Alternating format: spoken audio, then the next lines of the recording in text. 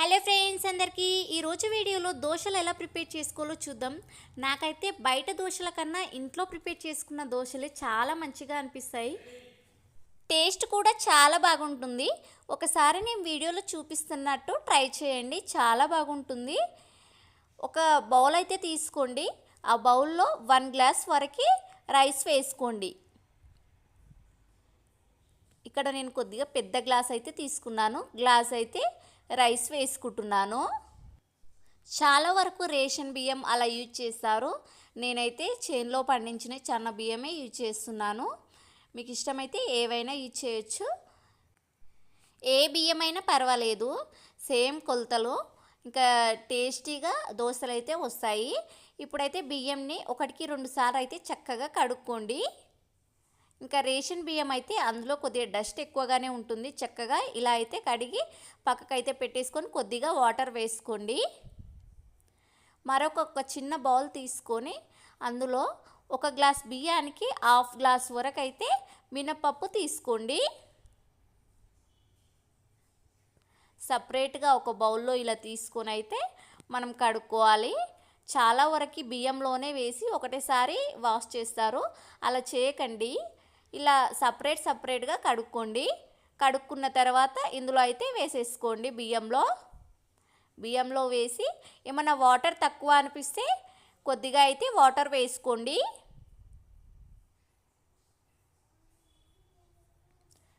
నాకైతే కొద్దిగా వాటర్ తక్కువ అయినట్టు అనిపించాయి. కొన్ని అయితే వాటర్ వేసుకొని మరీ ఎక్కువగా వేసుకోకండి, వాటర్ అవుతుంది. మార్నింగ్ వరకు కొద్దిగా ఉబ్బుతాయి. నైట్ మొత్తం 6 అవర్స్ నానబెట్టుకుంటే ఏం కాదు. నేనైతే నైట్ మొత్తం నానబెట్టుకున్నాను. చూసారు కదా, మార్నింగ్ అయితే వాటర్ కొద్దిగానే ఉంది.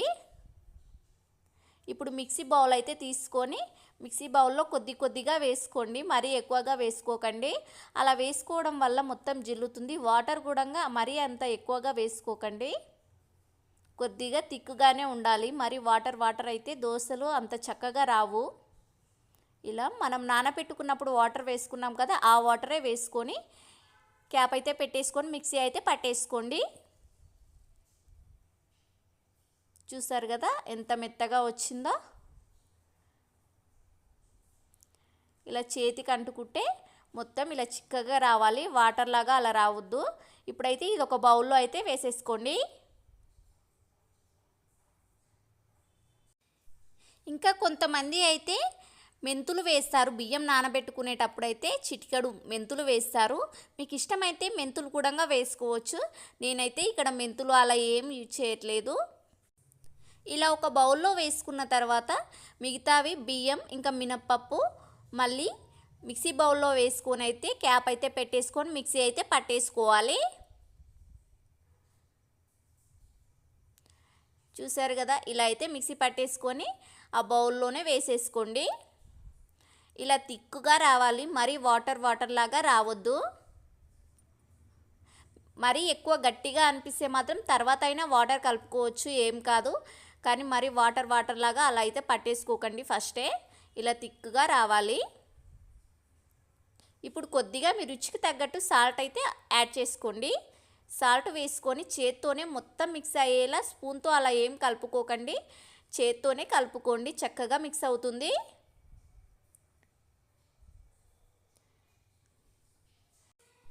ఇలా కలుపుకున్న తర్వాత క్యాప్ అయితే పెట్టేసి 1 అవర్ అట్లా నాననివ్వండి. అప్పుడు చక్కగా పిండి అనేది పులుస్తుంది. ఒక 1 అవర్ 30 మినిట్స్ అలా గ్యాప్ అయితే ఇవ్వండి.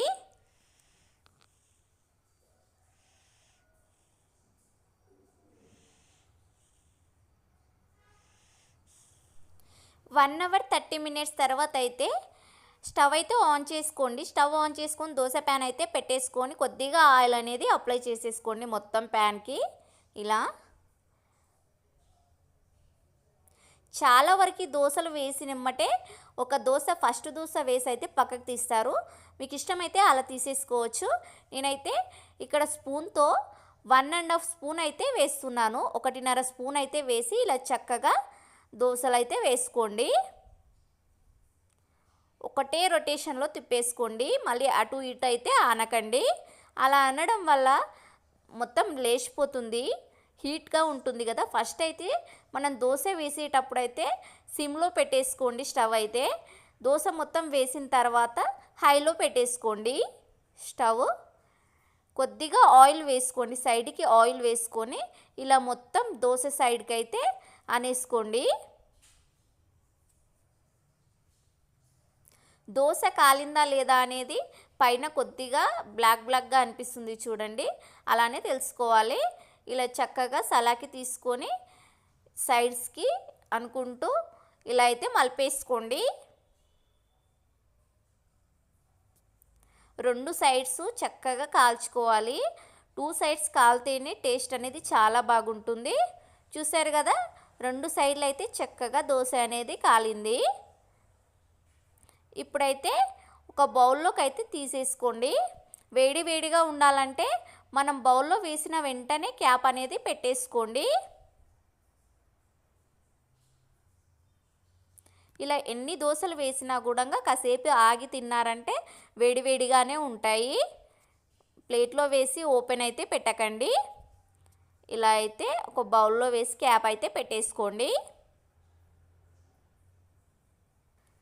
ఒక దోశ మొత్తం వేసిన తర్వాత అయితే స్టవ్ అయితే సిమ్లోకి పెట్టేసుకోండి, హైలో అస్సలు పెట్టుకోకండి.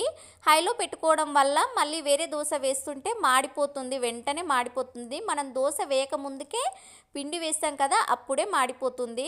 సిమ్లోకి అయితే పెట్టేసుకోండి. దోశ మొత్తం వేసుకున్న తర్వాతనే మళ్ళీ హైలో పెట్టుకోండి. హై లేదా మీడియంలో అయితే పెట్టి దోశ అయితే మళ్ళీ ఆయిల్ అయితే వేసేసుకోండి. చూస్తున్నారు కదా, ఫస్ట్ మనం దోశ ఎలా వేసుకున్నామో ఇది కూడా 1½ స్పూన్ అయితే తీసుకొని ఇలా చక్కగా దోశ అయితే వేసేసుకోండి. ఇంకా మీకు వీలైతే పెద్దగానే వేసుకోండి. నేనైతే కొద్దిగా చిన్నగా వేసుకుంటున్నాను.